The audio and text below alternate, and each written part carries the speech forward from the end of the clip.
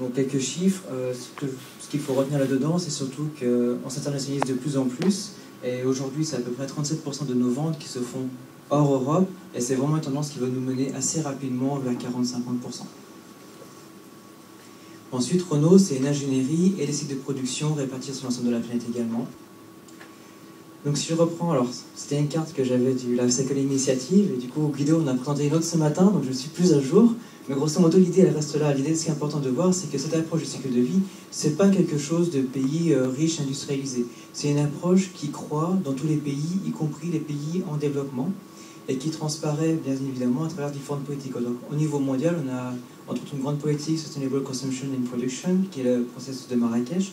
Mais au niveau européen, on retrouve le cycle de vie dans une directive écolabel, dans les directives éco-conception, éco-design, et également dans les directives d'achat public. Au niveau français, on en a beaucoup parlé, il y a l'affichage environnemental qui est complètement dans l'esprit cycle de vie, même carrément analyse du cycle de vie. Et également en Corée, on a une politique carbone qui est très forte et qui est carbone footprint, où l'État coréen, en l'espace de quelques années, a mis en place une base de données, un outil gratuit, des formations et un site web où tous les industriels peuvent publier leur empreinte carbone. Donc ça peut aller très très vite dans tous les pays du monde. Et donc pour nous, à prendre en compte le chemin du cycle de vie et l'analyse du cycle de vie, c'est bien prendre en compte les futures réglementations, les futurs besoins des clients et assurer notre business sur le long terme. Notre mission à nous, alors Sustainable Mobility, ça on va dire, tous les constructeurs sont sur ce créneau-là, des mobilités plus durables, plus écologiques, plus environnementales. La différence que va faire Renault, c'est que pour nous c'est for all. Donc, on n'aura pas forcément derrière ça du coup les produits les plus innovants, les plus high-tech, même si aujourd'hui on arrive avec une gamme complète de véhicules électriques, mais on a surtout des produits qui sont éco-conçus sur l'ensemble de leur cycle de vie et accessibles économiquement à un large marché. D'où notre leitmotiv qui est Sustainable Mobility for All. Donc au-delà de ça, pour réussir cet engagement-là, on a pris 3 engagements. Un premier engagement qui est sur l'empreinte carbone du groupe, donc c'est un calcul qui est fait sur le produit moyen vendu par an et sur l'ensemble du cycle de vie du produit. Donc on s'engage à diminuer de 10%, puis de 19% par la suite. Un deuxième engagement qui est de progresser de produit en produit, de génération de produit en génération de produit, et que l'on suit de Laguna 2 à Laguna 3, de Clio 2 Clio 3, et bientôt l'année prochaine arrivera Clio 4. Et enfin, un engagement aussi de communication et de transparence avec le grand public. Alors au travers de Renault Eco 2, qui je pense a été un peu perdu et noyé au travers de la masse de Renault Eco 2, Blue Motion, Blue Efficiency, Efficient Dynamic et tous les autres que l'on trouve dans le secteur automobile. Malgré tout, ce Renault Eco 2, aujourd'hui il n'est pas suffisamment compris et il est vraiment challengeant. Il est challengeant pourquoi? Parce que ce n'est pas un label qui adresse une technologie. Il ne suffit pas d'avoir une hybridation, d'avoir du gaz naturel pour être Renault Eco 2. C'est une signature qui est la preuve d'une performance, une vraie performance environnementale. C'est-à-dire que seront écodées les voitures qui seront conçues dans des sites industriels certifiés pour leur engagement environnemental et leur ISO 14001, leur management de progrès. Des voitures qui ont des émissions de CO2 maximales de 120 grammes de CO2, peu importe que ce soit un espace familial ou une petite Twingo, c'est une performance à 120 grammes. Et enfin des voitures qui bien évidemment sont recyclables, valorisables, ça c'est la directive européenne qui nous y impose, mais qui en plus réincorporent de la matière recyclée de l'autre côté. On va revenir dessus après.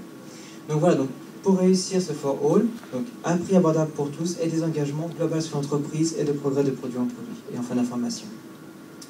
Donc comment ça s'est passé, ça, donc un peu d'historique en fait pour rentrer, mettre le pied à l'étrier des autres présentations après.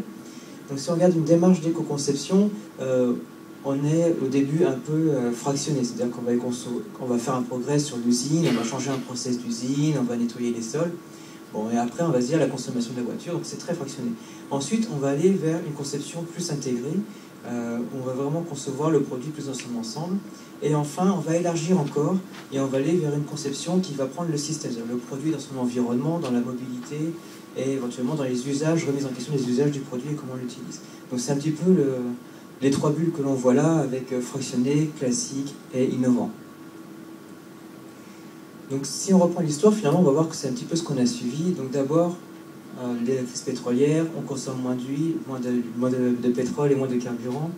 Et c'est ce qu'on a vu ce matin, c'est les premiers bilans énergétiques qui arrivent, c'est un peu la naissance d'un cycle de vie à cette époque-là. Donc, ensuite, une grosse tendance sur l'amélioration des usines, et c'est là où on se met en route sur le progrès écologique dans les usines. Alors, il faut savoir que Renault, aujourd'hui, ce sont des sites, une quarantaine de sites répartis sur l'ensemble de la planète, et que l'ensemble de nos sites de production sont tous certifiés ISO 14001. Elle s'est passée donc par, entre autres, des mises en place de personnes dans chacun des sites pour assurer le progrès écologique. Ensuite, on a traité la question du recyclage des voitures et de la fin de vie des voitures, c'était plus dans les années 90. Donc là, c'était l'occasion également des premières années de cycle de vie. Est-ce qu'il vaut mieux finalement faire une pièce pour qu'elle soit démontée et recyclée, ou est-ce qu'il vaut mieux qu'elle soit directement incinérée? Est-ce qu'on démonte? Est-ce qu'on broie toute la voiture et on n'en parle plus? Donc voilà, donc toutes ces études-là nous ont amené à construire une politique de design for recycling très forte, et qui nous amène aujourd'hui à intégrer donc, beaucoup de matières recyclées dans la voiture, au-delà des métaux qui en ont déjà beaucoup de facto, également donc, des polymères, ce qui fait qu'à la fois on a le produit qui arrive en fin de vie et qui crée de la matière déchet, et de l'autre côté, nous on tire l'appel de matière recyclée afin de bien fermer la boucle et de faire en sorte que le système fonctionne. Donc là on a un exemple de Scénic avec 34 kg de matière plastique recyclée, mais l'ensemble de notre gamme progresse et incorpore aujourd'hui des tonnes de plastique recyclé. Ensuite, on va continuer. Donc, on s'occupe bien évidemment de logistique depuis longtemps.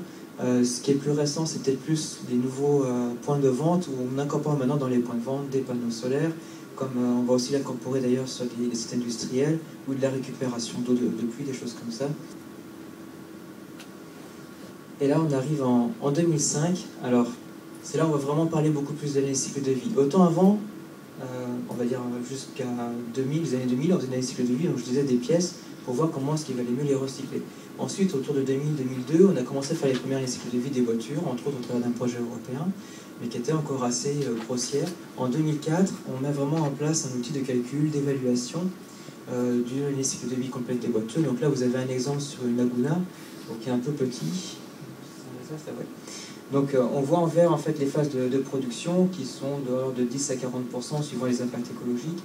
Et en orange, la production de carburant, en bleu, l'usage de la voiture, et enfin en rouge, le recyclage de la voiture. Donc on voit que pour le produit automobile, on a une grosse phase ici qui représente 60 à 80% de l'impact, qui est vraiment le carburant que l'on fabrique, plus le client qui va se déplacer avec sa voiture. On parlait ce matin de l'importance de l'usage du client sur les produits. Sur le produit automobile, on est typiquement en plein dedans.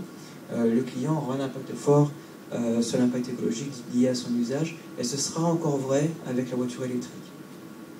Donc depuis 2005, on conduit ces cycles de vie, et puis on vérifie l'objectif dont je vous ai parlé avant, que nos voitures progressent par les années cycles de vie, on valide ça de génération en génération. Bien que pourtant elles soient plus grandes, plus équipées, meilleures en sécurité, et plein d'autres prestations qu'on vous apporte. Donc quel est le chemin maintenant à suivre? En 2010, on a créé deux nouvelles directions, une direction du service et une direction de la mobilité. Ces deux axes sont très importants, on l'a évoqué dans les présentations qui ont eu lieu déjà aussi dans la salle du bas. Pour aller vraiment plus loin, bien évidemment, pour minimiser l'impact, il faut aller vers la dématérialisation, vers le service. Finalement, une voiture, c'est assez peu exploité, parce qu'elle dort toute la nuit au garage, elle dort toute la journée au travail, elle roule pas tant que ça. Et on investit également très fortement, comme on a investi dans le recyclage en faisant une joint venture avec CITA, donc c'est un engagement très fort pour la recyclabilité. Là maintenant, on investit dans l'éco-conduite. Donc comme je le disais, le client a un rôle très important. Et l'intérêt de l'éco-conduite, c'est qu'en plus, ça marche sur toutes les voitures. Et ça marche immédiatement. Et ça marche, je dirais, sur un coût de formation qui n'est pas très cher, et qui est rien du tout, en fait, comparé à l'hybridation ou de l'électrification des voitures. Donc c'est vraiment très très efficace. Et c'est une façon très écologique et économique de réduire l'impact sur l'environnement. Donc voilà, c'était un petit peu l'histoire, comment petit à petit on est arrivé à intégrer cette démarche de cycle de vie, puis de mesure avec l'outil d'analyse cycle de vie dans les programmes. Et maintenant, on va devoir un suivi voiture en voiture sur la performance analyse cycle de vie des voitures. Donc les challenges à poursuivre maintenant, 2020, si possible même beaucoup plus tôt que ça encore, ça dépendra des moyens qu'on aura. Donc le premier challenge, c'est de repenser bien les fonctionnalités des voitures. Et là, ça fait appel à un point clé des cycles de vie qui, je trouve, n'est pas suffisamment travaillé. D'ailleurs, on l'a vu dans la présentation de Régent ce matin, il nous a parlé beaucoup de bases de données, et d'impact assessment, de régionalisation. Mais en fait, repenser déjà la fonction du produit, à quoi il sert, comment on va l'utiliser, comment le consommateur va l'utiliser, de quoi il a vraiment besoin. Parce que finalement, il n'y a pas trop de choses dans les voitures, ça ne peut pas faire une voiture plus simple que le consommateur personnalise. Enfin, voilà, quelle est la fonctionnalité, et derrière, pour nous, quelle est l'utilité fonctionnelle de tout ça en termes d'ACV. Un autre challenge, ça on l'a pas mal évoqué aussi donc sur les impacts, avec les nouveaux impacts qui arrivent et avec lesquels on n'est pas familier. Nous, industriels, encore moins que les chercheurs du CIREL, entre autres tout ce qui est biodiversité, water footprint, les effets sur l'homme. Donc on a parlé de Use-Tox, mais même si Use-Tox ça fait consensus, on voit que c'est pas facile à mettre en œuvre sur un produit comme l'automobile. Donc il y a encore beaucoup de travail avant pour vraiment les intégrer comme un indicateur, comme on a le carbone aujourd'hui. C'est les deux premiers challenges, et les deux autres qui sont plus d'ordre management, organisationnel. Ça va être d'intégrer beaucoup plus fortement la chaîne de fournisseurs en amont et les consommateurs en aval. Et enfin, peut-être le plus grand des challenges qu'on relève avec Ellen MacArthur au UK, en Angleterre, qui est aussi d'éduquer. Et là, Hélène qui a fait le tour du monde, qui s'est rendu compte que la planète finalement pouvait en faire le tour, qu'elle n'était pas si grande, qui a vécu aussi quelque part le manque de ressources. Et donc on s'associe avec elle entre autres sur des workshops où on fait venir des étudiants chez Renault qui visitent Renault, qui apprennent l'environnement, qui apprennent le cycle de vie et la conception des produits et qui sont stimulés pour pouvoir être force de proposition et faire des petits projets concrets très intéressants. Donc à savoir qu'il n'y a pas que Renault au travers qui accompagne Hélène sur ce sujet-là, mais c'est vraiment un sujet qui est important pour nous et que l'on va forcément poursuivre dans l'avenir. Donc voilà, tout ça pour nous amener à notre objectif. Donc d'abord intégrer l'environnement sur son cycle de vie, le piloter, mettre des gens en place.